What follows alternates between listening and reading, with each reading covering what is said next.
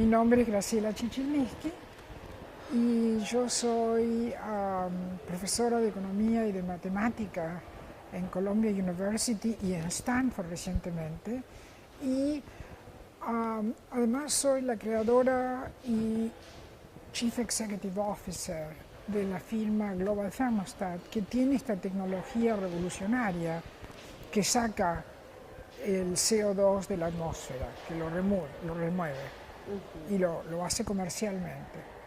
Graciela, usted es la creadora del mercado de carbono. Cuéntenos cómo fue ese proceso, cómo se llega. Bueno, el mercado de carbono fue una solución argentina porque el protocolo de Kioto fue negociado por un argentino,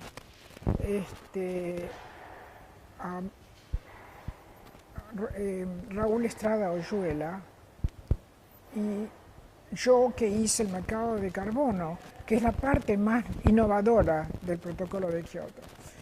Ese mercado ahora se llama European Union Emission Trading System y funciona en toda la unidad europea.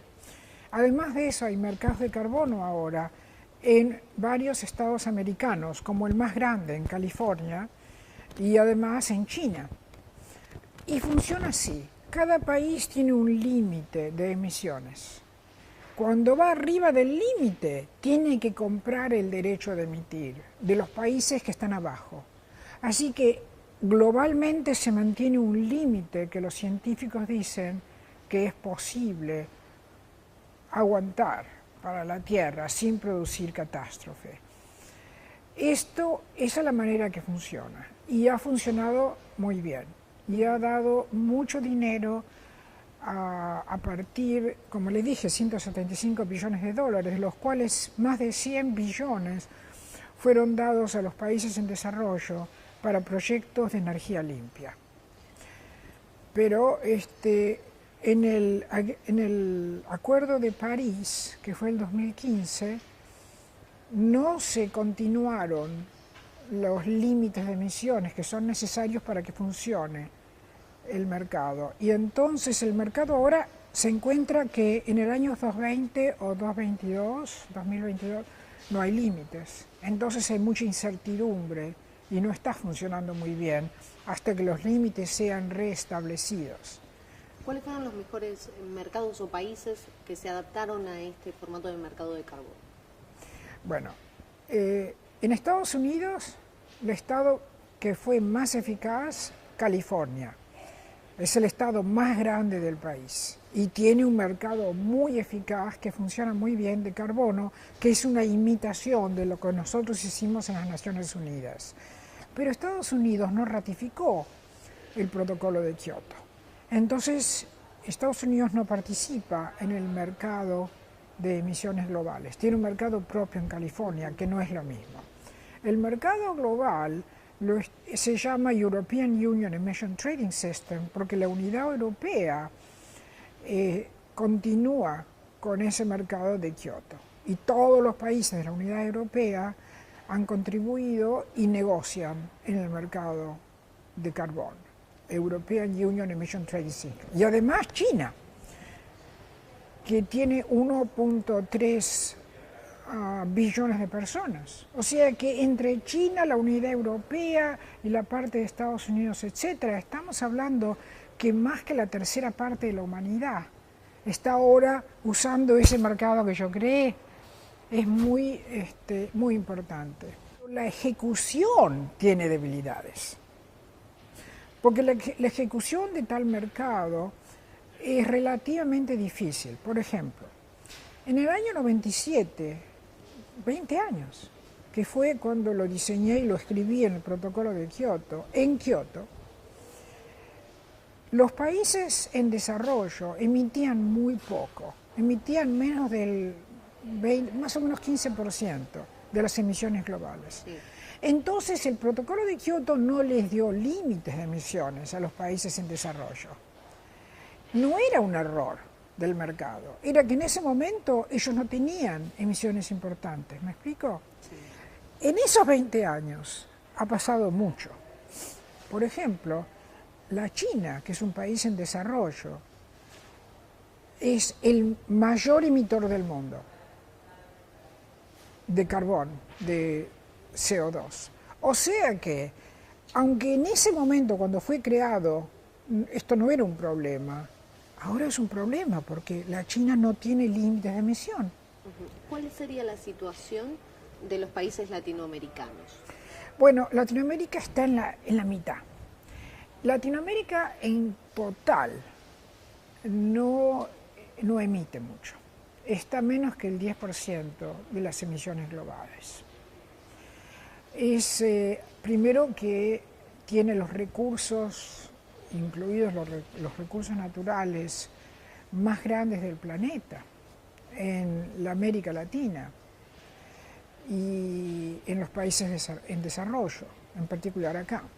En realidad, los chinos están utilizando, después de los americanos, la mayor parte de los recursos naturales del planeta y los compran de Latinoamérica. O sea, la posición de Latinoamérica está proveyendo recursos naturales como el número 1 a China. Y China es el que usa más recursos, porque tienen 1.3 billones de personas. Significa que hay 4 veces más chinos, por lo menos, que americanos. Los chinos de por sí son frugales, pero están usando mucha energía y produciendo muchas emisiones solamente para producir para los países ricos, para la Unión Europea y para Estados Unidos. Exportan todo eso. Graciela, para que entienda la gente que nos está viendo, ¿cómo se miden o cómo se cuantifican estas emisiones? Muy sencillo y funciona perfecto. Existen las cuentas nacionales. Esas cuentas nacionales se las presentan las Naciones Unidas todos los países del mundo. Es un sistema de cuentas nacionales global. En ese sistema aparece la cantidad de petróleo, la cantidad de carbón y la cantidad de gas natural que estamos usando. Cada uno de esos 3 combustibles produce emisiones cuando se utiliza, en forma promedio. Entonces, sencillamente mirando las cuentas de nuestro país, de la Argentina o de Estados Unidos, se puede saber cuánto está emitiendo. Así, no es complicado. Ahora, si usted tuviera que medir el gas que sale, no es posible. El CO2 es invisible, pero se puede medir dado la cantidad de gas, carbón y petróleo que se está quemando. ¿Próximo desafío?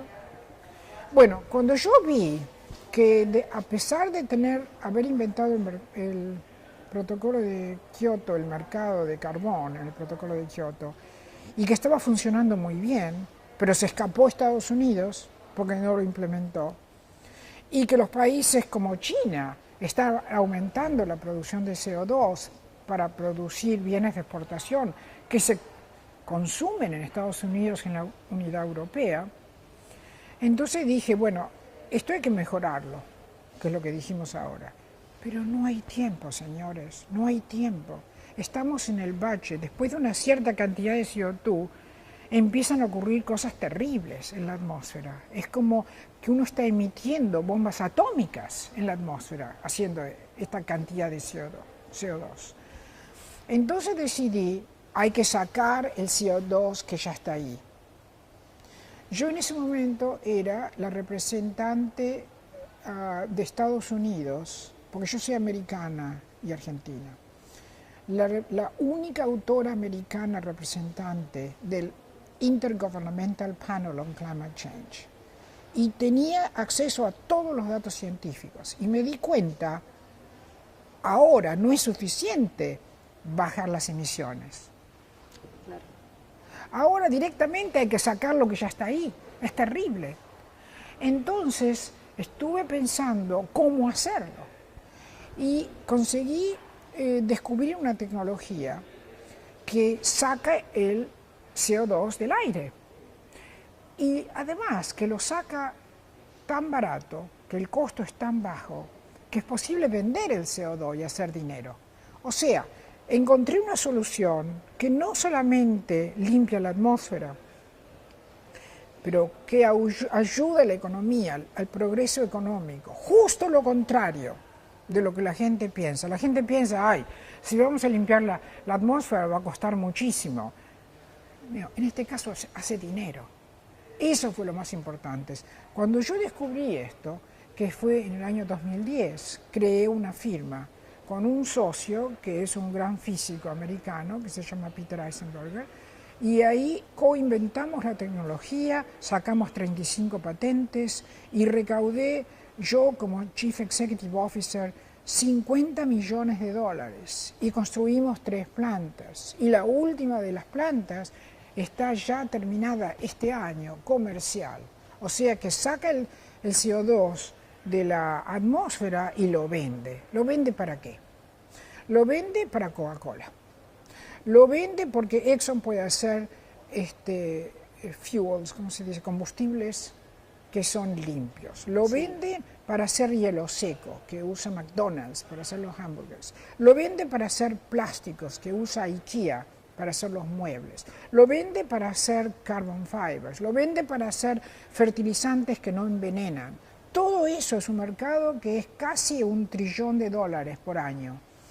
Entonces acá tienen la oportunidad de avanzar la economía y de limpiar la atmósfera al mismo tiempo. Parece imposible, es realmente casi imposible, pero no lo es. En Latinoamérica, y particularmente en la Argentina, estamos todavía al inicio, porque los negociantes, los comerciantes acá, obviamente, están menos familiarizados con las tecnologías más avanzadas.